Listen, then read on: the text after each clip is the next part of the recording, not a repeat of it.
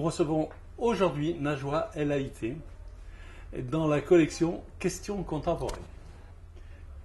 Les musulmanes qui se baignent en burkini dans la piscine de Grenoble veulent-elles faire modifier les lois laïques de la République française?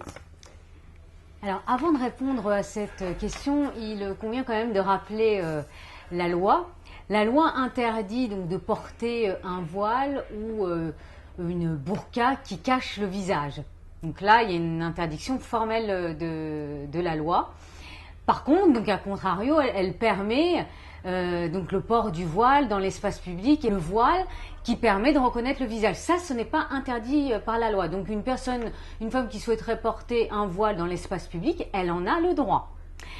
Alors concernant les femmes qui souhaitent imposer, parce que là c'est imposer le port du burkini dans les piscines municipales, là par contre c'est des revendications purement communautaristes et identitaires. Y a-t-il une définition précise, juridique ou sociétale, de la laïcité? Alors, c'est une très bonne question, puisque la laïcité, sa définition est floue. D'ailleurs, vous savez que la loi de 1905 ne comporte pas la notion de laïcité. Et donc, c'est une loi qui, j'allais dire, organise les rapports entre les églises à l'époque et l'État. Aujourd'hui, on dirait les cultes et l'État. Donc, la laïcité, aujourd'hui, souffre d'une définition juridique précise. Et les textes sont nombreux qui parlent de laïcité. La Déclaration des droits de l'homme et du citoyen fait référence à la laïcité, même si elle ne le cite pas. Par contre, notre Constitution de 1958 parle de laïcité. Donc vous voyez, souvent on dit la laïcité c'est la loi de 1905, mais c'est pas que ça. Il y a d'autres textes qui donnent une définition, qui en tous les cas tentent de donner une définition de cette notion. 1905 prévoit une liberté de croyance et une liberté d'expression de ces croyances. Comment mesurer et qualifier le trouble à l'ordre public qui seul en serait la limite? Oui, alors la liberté de conscience et la liberté d'expression religieuse a pour limite l'ordre public. Alors c'est quoi l'ordre public? Eh bien c'est la tranquillité publique, c'est la sécurité et c'est la salubrité publique, tout simplement.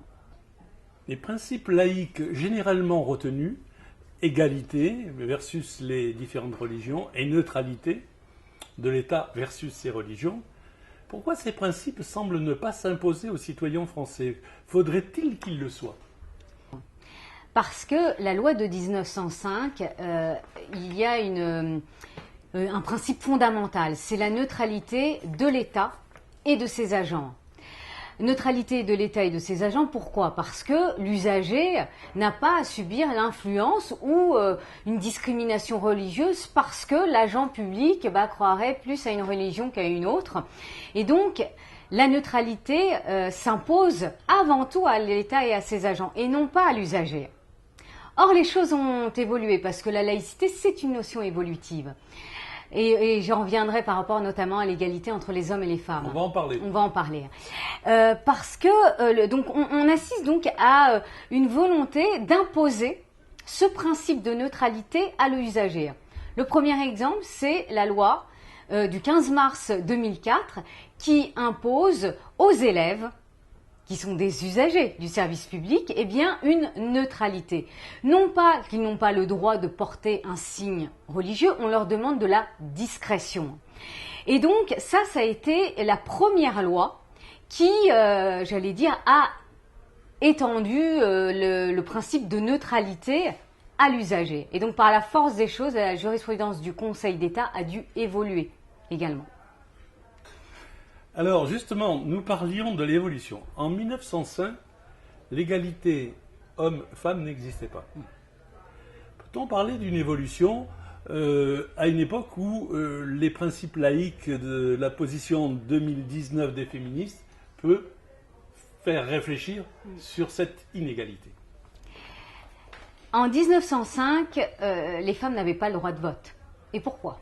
Parce qu'on estimait qu'elles étaient influencées par les prêtres. Et c'est pour ça qu'aujourd'hui, le principe de la laïcité doit aussi tenir compte, je parlais d'une notion qui évolue aussi au regard des mentalités, mais également des droits humains que nous défendons. Eh bien, l'égalité entre les hommes et les femmes, c'est un principe constitutionnel, et donc qui fait partie de la laïcité. Najwa El Haïté, vous êtes adjoint à la mairie d'Évry, Courcouronnes. Quelles sont les revendications qui remontent ou qui pourraient remonter des communautés existantes chez vous, et éventuellement comment y répondre, ou comment y avez-vous déjà répondu? Alors à Évry-Courcouronnes, il y a différents cultes. D'ailleurs, vous avez une cathédrale, vous avez une mosquée, vous avez une pagode. Donc c'est culturellement très riche, Évry-Courcouronnes. On a pu constater ces dernières années, et surtout à la veille des élections municipales, des revendications communautaires. C'est une réalité, notamment qui concerne les prescriptions alimentaires dans les cantines. Et là, nous n'avons pas cédé. Nous n'avons pas cédé puisque la loi, là on parle de loi et de règlement, la municipalité a le choix de prévoir un menu, j'allais dire, végétarien ou non. Enfin, c'est pas aux familles d'imposer les menus, un menu halal par exemple. Et ça, c'est vrai qu'il y a des revendications qui sont assez prégnantes et qui souhaitent imposer ce type d'alimentation. Nous n'avons pas cédé parce qu'il ne faut pas céder à ces revendications identitaires, et franchement tout le monde y trouve son compte. Moi, à mon époque, il n'y avait pas ce type de revendications. Tout le monde pouvait manger à sa faim, et là c'est vrai qu'il y a une recrudescence qui est bien réelle, hein, des revendications identitaires, et il faut surtout pas céder. Macron veut réformer la loi de 1905. Faut-il faire pour la deuxième religion de France ce que la République a fait pour la première? Le président de la République a souhaité réformer la loi de 1905, mais on sait pourquoi. C'est pour faire diminuer l'influence de l'islam politique. C'est une réalité, là encore. Donc ça partait d'une bonne volonté. Sauf que nous sommes outillés, la loi de 1905 permet de lutter contre l'islam politique, et notamment en termes de financement des associations cultuelles. Il existe des outils que les collectivités locales peuvent parfaitement utiliser, comme exactement le prêt, les garanties qu'une collectivité locale peut proposer à une association cultuelle, les baux amphithéotiques.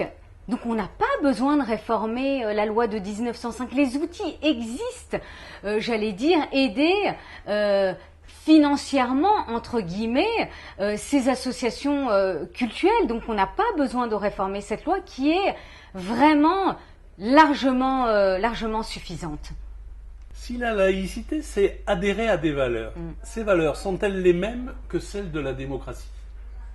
Oui, la laïcité, ça va avec la République et la démocratie. Démocratie au niveau des droits humains, l'évolution des droits humains, le droit des femmes, on en parlait, ça en fait partie.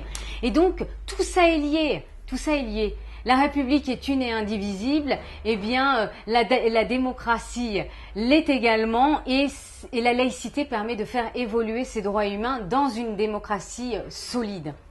Par rapport à la charte de la laïcité dans les services publics, puisque vous avez fait une thèse sur le droit public, quelles sont les réponses de la laïcité pour mieux faire émerger le vivre ensemble? Je disais tout à l'heure que la laïcité souffrait d'une définition claire.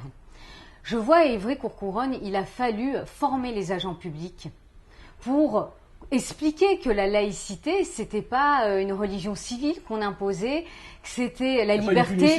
Ce n'est pas une punition, c'est la liberté de croire ou de ne pas croire, tout en respectant l'ordre public dont j'ai donné la définition. Mais également, il a fallu étendre cette formation aux habitants.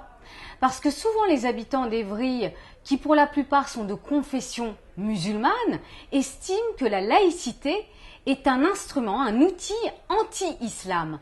Et donc il a fallu organiser par le biais de notre comité de la laïcité des formations qui s'adressaient aux habitants pour démontrer qu'en fait la laïcité, au contraire, c'est un principe de liberté et de tolérance, et ce qui nous a permis également de leur présenter la charte de la laïcité. Et je peux vous dire que les habitants en sont sortis de cette formation plutôt rassurés et ils sont sortis avec une définition beaucoup plus claire et beaucoup plus, j'allais dire, rassembleuse sur cette notion fondamentale qu'est la laïcité.